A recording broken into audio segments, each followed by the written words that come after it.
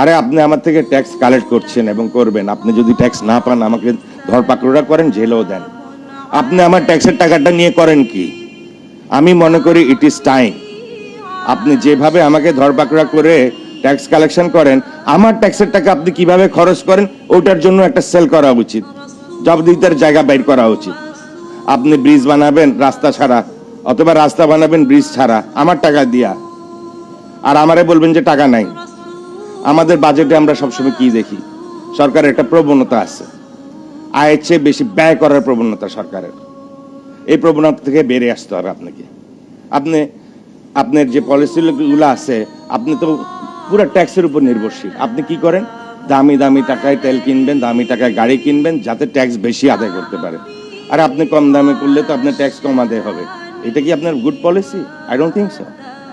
Every dollar saved is a dollar earned. যে টাকাটা আপনি সেভ করবেন সেটাই আপনার কাছে থেকে যাবে। কিন্তু আপনার পলিসিটা এমনভাবে ডিজাইন করা, মনে করেন যদি এখন বাতাসে গাড়ি চলে, আপনি কিন্তু কষ্ট পাবেন, কারণ আপনার ট্যাক্স কালেকশন হবে না। তো ওই ট্যাক্সের টাকা দিয়ে আপনি করেনটা কি? অপচয় করছেন আপনারা অপচয় করবেন, আমাদের ফ্যাক্টরি ক্রমশ মন্দ হইতে থাকবে, বা আমরা ঝুঁকিপূর্ণ জায়গায় চলে যাব। এই যদি পলিসি হয়, ভাই আপনারা এইসব ফ্যান্সি প্রোগ্রাম বন্ধ করেন, আমরা আপনাদের প্রোগ্রামেও আসবো না।